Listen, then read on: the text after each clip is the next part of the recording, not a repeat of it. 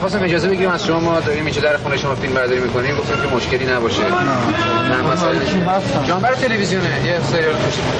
میتونم یه لیوان آب خارج کنم، یه پاش آب به ما بدید. خیلی ممنون. برای خوردن میخواید؟ آره بخور.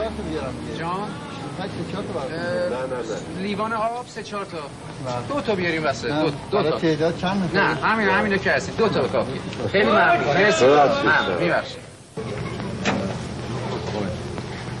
آقا دست شما درد نکنه. خیلی ممنون. حالا این جریان آب فقط به خاطر هدف آب خوردنه یا منظور چیزی؟ نه هم آب میخوایم بخوریم هم تو بازیش داره. ما این مدیر تدارکاتمون متاسفانه فراموش کرده که میوه اون چیزا بیاره که این هنرپیشه ما قراره اینجا وایس میوه هم بخوره.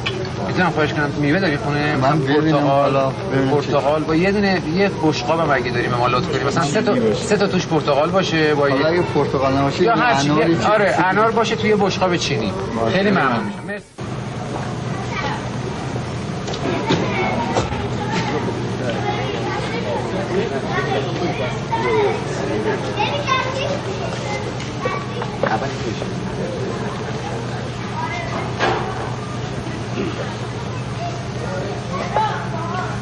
تو پس بیا اینجا پس تو عمل چیه؟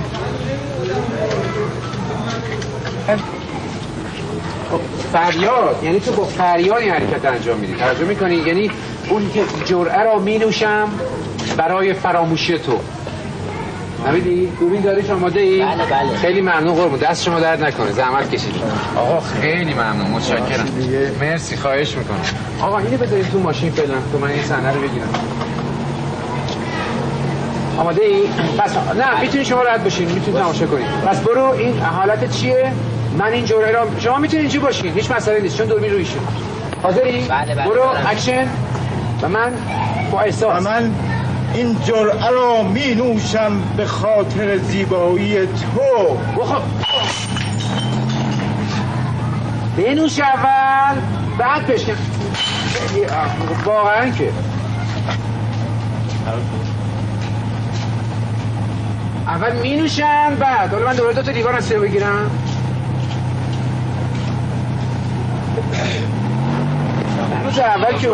من روز اول که اومدی بهت گفتم اگه میتونی بازی کنی یه جلو. حالا یه بار دیگه چیکار میکنی؟ ها؟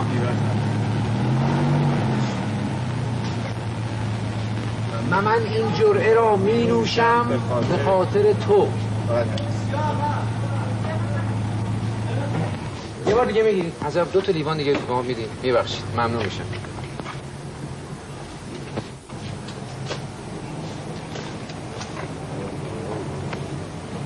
میبره بریم بعد چیزه لیوانه بریم.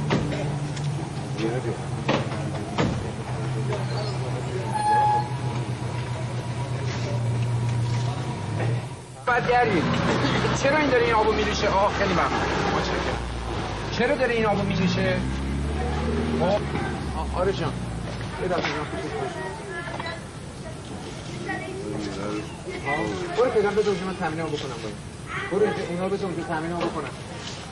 چرا داره این حس رو میگیره؟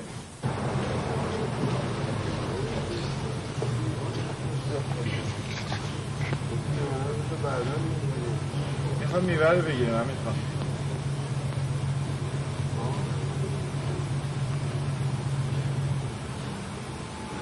چی میگی تو؟ آقا اصلا نمیخوام فیلم برداری. چرا شکستی داخل؟ چیو؟ همین ظرف ما رو عصبانی میکنن آخه اینا. عصبانی ما آقا ببینیم دیوانه اصلا عصبانی شدم من از دست اینا. آقا حالا شما فوتا بید دیگه ظرف مردم نمتونی از من خواهشتم من ظرف من لیوان 2 تا لیوان عصبانیمون کردم. شما ناراحت نباش حالا شما ناراحت نباش. من اولا خودم هم فیلم بردارم میخوایی که کاریمو بدونی توجه یه دقیقه تشریف بیارید آقای عزیز. آقا یه دقیقه بیارید. یه دقیقه بیارید. یه دقیقه بیارید اینجا. تق میزنه زمین میشکنه که چی عصبانی شده. خب عصبانی شدی که شدی.